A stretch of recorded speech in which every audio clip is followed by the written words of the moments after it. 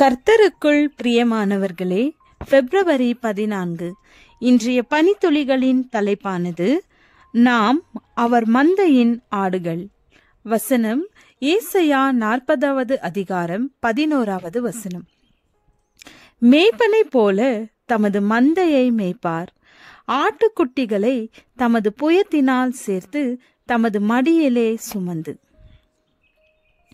ஆண்டவராகிய இயேசு கிறிஸ்து நமக்கான நல்ல மேய்ப்பராகவும் நாம் அவரின் ஆடுகளாகவும் சித்தரிக்கப்பட்டுள்ளது. ஒரு நல்ல மேய்ப்பன் என்பது எல்லாவற்றிற்கும் அது போதுமானது. உணவு சார்ந்த எதற்கும் அவரே போதுமானவர். அவர் என்னை புல்லுள்ள இடங்களில் மேய்த்து அமர்ந்த தண்ணீர்கள் அண்டையில் என்னை கொண்டு போய் விடுகிறார். 23ஆம் சங்கீதத்தின் மைய கருத்து: ஆண்டவர் எனக்கு போதுமானவர். நல்ல மேய்ப்பன் தன் ஆடுகளை பசுமையான புல்லில் மேய விடுகிறான். பசுமையான புல் என்பதற்கு புதிதாய் முளைத்த புல், இளம் புல் என்று அர்த்தம். உண்பதற்கு சுவையாகவும் மெல்லுவதற்கு எளிதாகவும் இருக்கக்கூடியது. அமர்ந்த தண்ணீர் என்பது ஆறு, குளம், ஓடை, கிணறு என்று விளங்கிக் கொள்ளலாம். சீரிப்பாயும் தண்ணீர் குடிக்க உதவாது. தேவனின் அளவிட முடியாத கிருபையை குறிக்கிறது. நாம் பாவிகளாக இருக்கையில் தேவன் நமக்காக மரித்தது, அவர் கிருபை எவ்வளவு பெரியது என்பதை விளங்கிக் கொள்ளலாம். கடுமையான பாதைகளை கடப்பதற்கு அவருடைய கிருபை நமக்கு மிகவும் தேவை. அனுதின சவால்களை சந்திக்க அவருடைய கிருபை மிக மிக அவசியம். பசுமையான புல்வெளியும் அமர்ந்த தண்ணீரும் ஆடுகளுக்கு எவ்வளவு நன்மை தருமோ, அதுபோல தேவனுடைய இந்த உலக வாழ்க்கையை கடப்பதற்கு அவ்வளவு பயனுள்ளது. கர்த்தருடைய வேதம் குறைவற்றதும் ஆத்மாவை உயிர்ப்பிக்கிறதுமாயிருக்கிறது.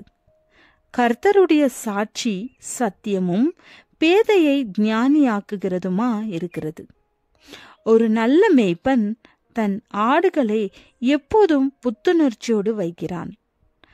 ஆண்டவராகிய இயேசு கிறிஸ்து தம் பிள்ளைகளுக்கு சத்திய வசனங்கள் மூலம் எப்போதும் புத்துணர்ச்சி கொடுக்கிறார். வசனங்கள் ஜீவ அப்பமாக விளங்குகிறது. அதை புசிக்கும் போது பலன் கொள்கிறான். பேதைகளை ஞானியாக்குகிறது. குணப்படுத்தும் நல்மருந்தாக விளங்குகிறது. கரடு முரடான யூதேய பாதைகளில் கவனமாக நல்ல மேய்ப்பன் தன் ஆடுகளை செம்மையான வழிகளில் நடத்துகிறான். காட்டாற்று வெள்ளம் வந்து ஆடுகளை அடித்து செல்லக்கூடும். எனவே துரிதமாக ஆற்றை கடக்க பண்ணுகிறான். தேவனுடைய மந்தையில் இருக்கும் வரை இவ்வகையாக அன்பும் அரவணைப்பும் பாதுகாப்பும் உண்டு. இந்த மந்தையை விட்டு வேறு மந்தைக்கு செல்ல வாய்ப்பு உண்டு. கீழ்ப்படியாத ஆடுகள் தொலைந்து போக வாய்ப்பு உண்டு. கவர்ச்சிகரமான உலக வாழ்க்கை, உல்லாச ஜீவியம், திருப்தி இல்லாத வாழ்க்கை ஒரு மனிதனை தேவனிடமிருந்து பிரித்துவிடும்.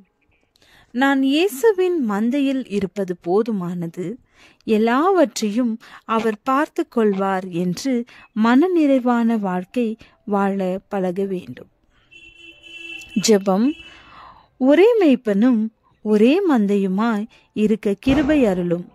இயேசுவின் மூலம் கேட்கிறோம் பிதாவே, ஆமென்.